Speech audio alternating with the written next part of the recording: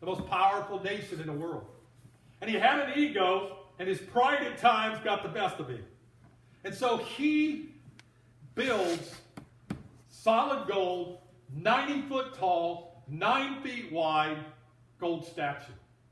It's an image of himself. I tried to think, do we have any 90-foot buildings anywhere close to us?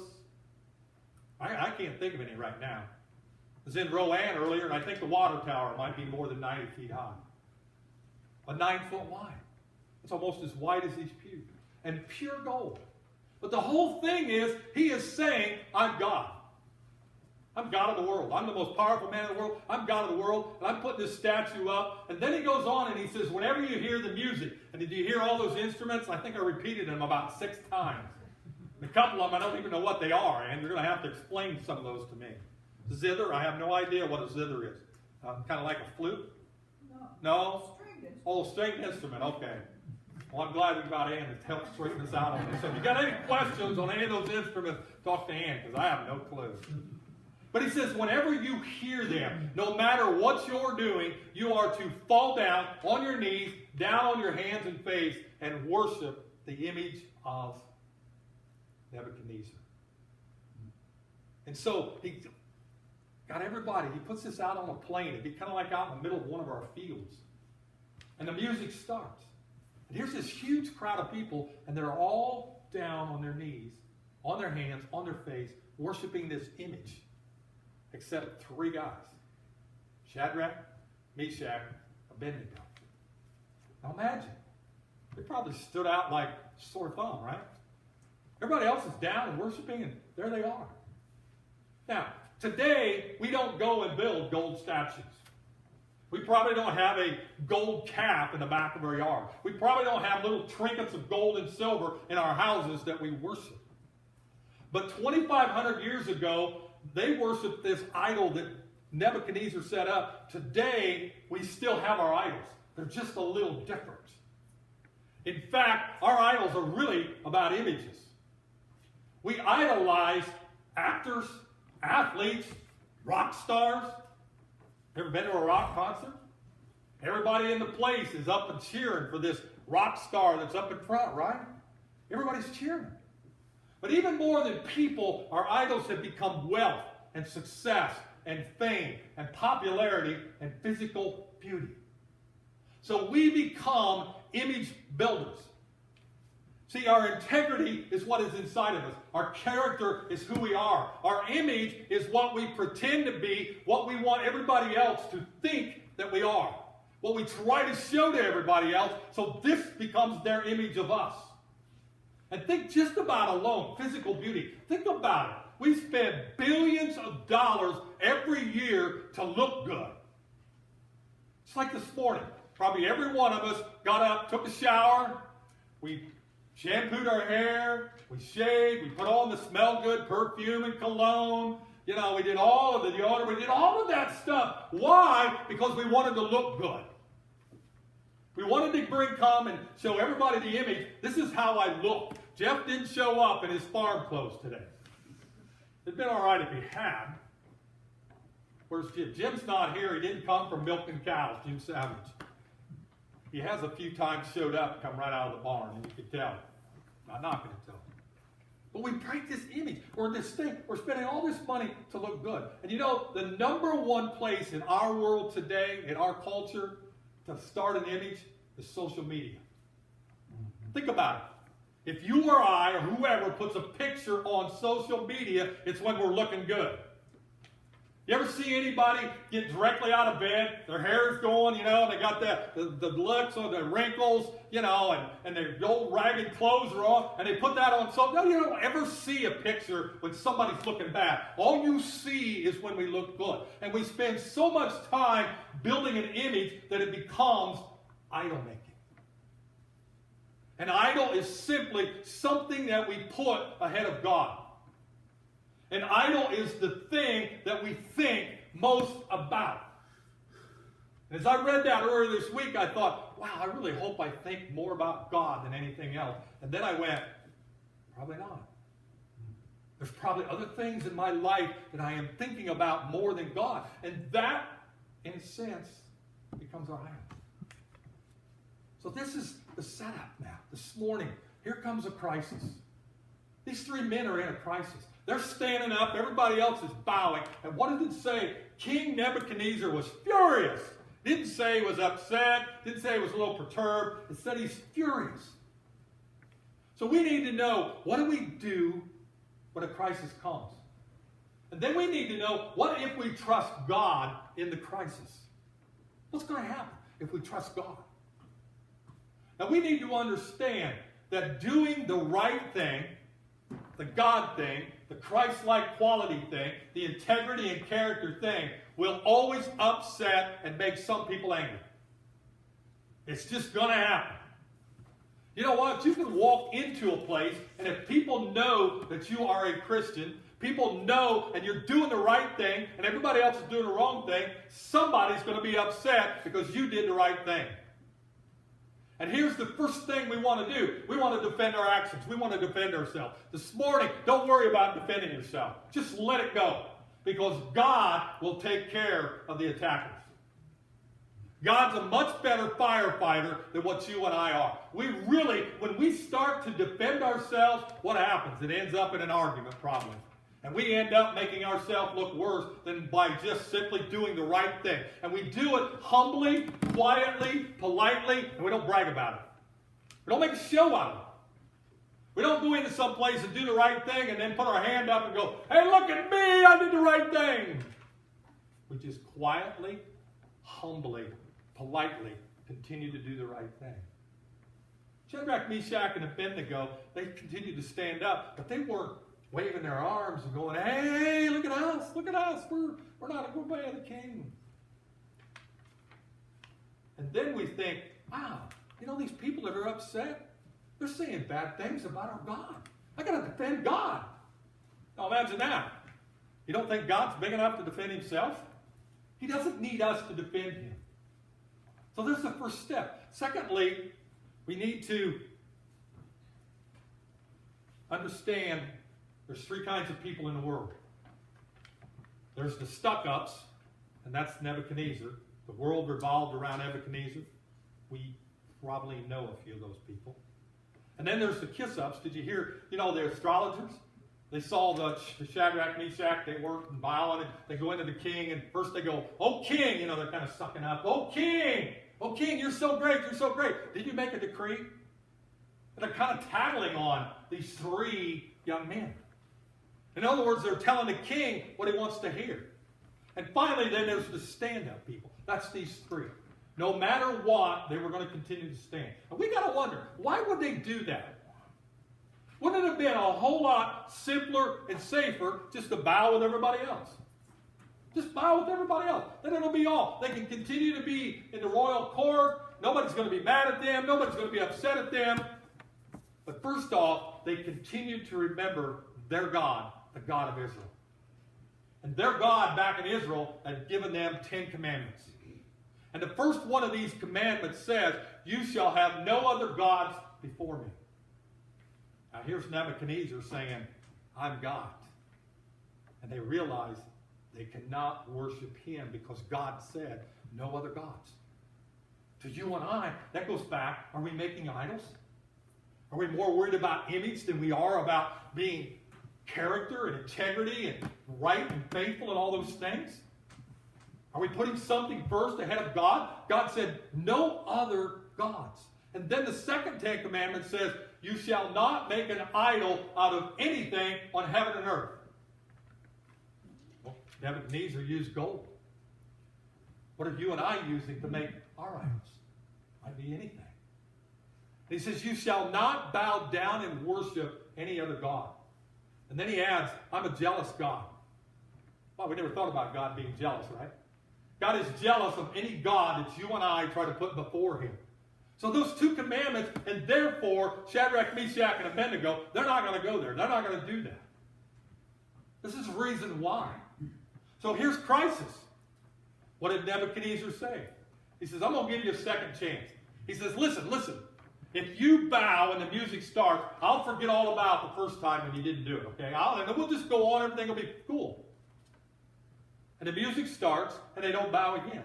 And it says he's furious. And we need to understand that God can save us. You don't think God has the power, the ability to save us from anything? And they believe that. What did they say? Our God can save us. Our God can save us. Then the next step is we have to believe that he will save us. See, there's a little difference. To know that God can is different from believing that he will. And what did they say? He will rescue us from the fire. They believed that he was going to do it. That he could and he would. And you and I, when we're in the midst of a crisis, we need to understand God can rescue us, save us from this crisis. And then we have to believe that he's going to do it. And the next step is we pronounce our loyalty to God no matter what. And what did the three say? Well, even if we're in the fire and God doesn't save us from the fire, we will not worship you and your gods. We will worship only our God. You and I, if we're in the midst of a crisis, if you and I are being berated by people and people are angry with us, we have to decide we will not worship anybody but the God of heaven, the God of Israel. We have to make that pronouncement. And no matter what, I'm going to continue to worship God. And God will rescue us. God will save us from the crisis in one of three ways. First off, God will take us out of the crisis or help us avoid the crisis. And that's the one most of us like. Right? We see a crisis coming, or we get in the start of a crisis and we go, God, get me out of this. That's our first step, right? And there are times God will take us out. God will help us avoid whatever crisis is coming. But there are times God will be present with us through the crisis. Now, did you hear King Nebuchadnezzar? He throws the guys in prison or in the fire. And then he goes, well, wait a minute, look in there, look in there. And then we throw three guys in there. Everybody, yeah, three guys. And he goes, look, look, look, there's four. And he says, that one looks like the Son of God. And it was the Son of God. It was Jesus. Most scholars believe truly this was Jesus that was there in the fire with Shadrach, Meshach, and Abednego. This was before he was incarnated. This was before he came to live among us and live in our neighborhoods. He was there. So God will go with us through the crisis. He will never leave us. He will never forsake us. He's not going to forget about us. He will go with us through the crisis. And finally, he will use the crisis to point out the real problem.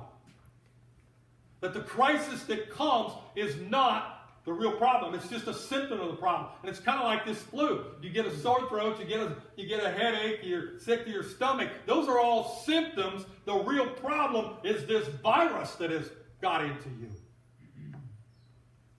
And it's kind of like anybody that is battling an addiction, and it can be the drugs or whatever it is, whatever they're taking, drugs or food or whatever it might be, that's a symptom. There is a greater problem that's causing the addiction. It's probably an emotional need that's not being met.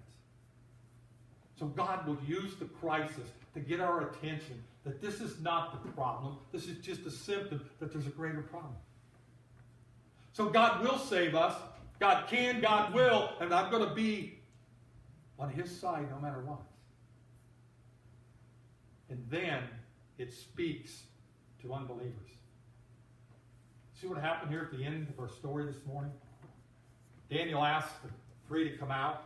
He doesn't ask the fourth guy to come out. He didn't want to deal with this divine being. He wasn't sure about that. He didn't want to deal with that. He says, Shadrach, Meshach, and Abednego come out. They get the inspecting, and it says, the fire did not harm them. It did not singe a hair on their head. Their clothes were not burnt. And they didn't even smell like smoke. Now, how many of us are those expert barbecuers, right? And think about it. We get done, we smell like smoke, right? Because you had the lid down, and you had to check things, and you open the lid, and the smoke just goes all over us. But these guys were in the midst of a fire. 7 times hotter. You know, that doesn't make a lot of sense either. The fire is going to burn those guys no matter what. Why did it need to be 7 times hotter?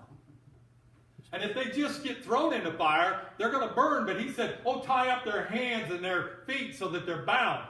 You know, think possibly he was a little nervous that maybe their God could save them. So he says, well, let's make it 7 times harder. Let's tie them up. But they come out unharmed. God will bring us out of the crisis unharmed. Now, we need to understand a lot of times the crisis will involve pain. Not always physical, but maybe mental, maybe emotional. Pain will not leave us where it found us. In pain, we may be immature. When we go through the pain, we come out mature. Pain never leaves us where it found us. It always drops us off at a new place. And it's almost kind of like being in school, that God will allow these crises so that he can grow us. Just imagine this. You never have a problem. Life's always good. You never have a crisis. You're never going to grow. You're going to stay right where you're at. And you know, there are moments that I'm like, hey, God, I'm pretty good right here. I'm pretty comfortable right here. I don't need a crisis, right? And God goes, wait. He said, that's the image you want everybody to see. He says, but I know the real you. And he says, I got some things I need to change. And a crisis comes because we will not change unless there's a crisis. We do not change without pain. It never leaves us where it finds us. And he wants us to grow. He wants to grow our character. He wants to grow our faith. He's testing us. Remember, he will test us before he blesses us. He will test us before he gives success. You know what? These crises are almost like being in school. It's a test. But understand, if you pass the test, you get promoted. The very last verse, what did it say today? Shadrach, Meshach, and Abednego got a higher position in the government. He promoted them. You and I, when we pass the test, we get promoted. Our promotion is that we get a bigger platform, we have more influence, we have more power to touch the people out in the world. Because we pass the test, we get promoted. And eventually, if we pass enough tests, we get to go to heaven. That's the place where there's no more pain, there's no more tears, there's no more hurt. Here on this brokenness, we're going to deal with that. Until we get to that perfect place in heaven, we're going to deal with those things. We're going to have crises. We're going to have problems. And it all depends, how do we handle them? The very first thing we learned in this sermon series is when adversity comes, the question is not, why is God allowing this to happen? The question is, what is God trying to teach me? What is God trying to grow in me? And this morning, we're right back to that second lesson, the pressure to conform. Only 3 men were willing to stand up when the music started, and everybody else was bowing down. Now, I have to wonder, what would I have done? What would I have done? Because I'm kind of like, I don't like conflict, and I don't like to start stuff, and sometimes you just kind of go along with the crowd, right? And you stay quiet. But these 3 men said, oh, no. God said, no idols. God said, you got to worship only God. And they continued to stand. And what happened? They got promoted. You see, when we go through a crisis, when God helps us through that crisis, when we get to the end, we've got a story. And that becomes our testimony. That becomes our witness. And that's what unbelievers are attracted to. You know, unbelievers aren't attracted to us when everything's going good. They're like, anybody can worship God if life's good for you. That's kind of like those of us who have been studying Job. He was rich, he was wealthy, he had lots of kids, he had lots of livestock. And Satan says, well, heck yeah, he's going to worship God. Look how good you are to him. He says, let me take it all away. He sent him to crisis. God does the same thing to you and I. But that becomes our story. And when we go through the crisis, that's when people want to hear our story. Think about it. People that have been addicted to whatever they've been addicted to, they get through it. Now, addiction never goes away, but they've got it conquered. They've got it controlled. And what a powerful story they have to tell other people, and especially unbelievers. In the end, what did King Nebuchadnezzar say? The 3 came out. They're not hurt. He goes, praise the God of Shadrach, Meshach, and Abednego. He is greater than all other gods. And then he even made a new law. See that? He said, anybody that says something bad about the God of Shadrach, Meshach, and Abednego, what's going to happen? They're going to be cut up in pieces and their houses are going to be destroyed. He put in a new law. Now, I don't want you to think that all of a sudden he became this really great believer. I'm not sure that he did, but he did acknowledge that this God of Shadrach, Meshach, and Abednego was greater than any God he knew about. And then they got promoted. Once again. See, you and I, our faith will be rewarded in heaven. Our faith will be rewarded in heaven. That's our final promotion. We have to pass the test along the way to get that promotion. And so this morning, you may be in a crisis right now in your life. And let me share, if you're not in a crisis, one's coming. Jesus said, if you live here on this world, in this earth, you're going to have trouble. Jesus said it. But he also said, I've overcome the world. In other words, he's going to be with us in the crisis. He can save us. He will save us as long as you and I will not cave in to society, to the world, as long as you and I keep saying, I will worship no God but God. Just like Job. Job never cursed God, even though all the stuff that he allowed Satan to do to him. And then that becomes our story, our witness. And unbelievers get to come. And we get promoted. And we get more unbelievers coming to us. And we get a bigger platform among unbelievers. And we have more power to bring unbelievers to God. We have more influence among the unbelievers. Also that we might bring more people to God. And in the end, we get promoted. Promoted where? To heaven. To that perfect place. But we're going to be tested all along the way. So we've discovered this morning, what do we do when a crisis comes? And then we found out, what's the benefit of trusting God in the crisis? That he'll be there with us. He will save us. We will come out of it unharmed. And we will grow. And we will change. And we will pass the test. And we'll get promoted to a higher position. When the heat's on, what will we do? Trust God to get us through the heat.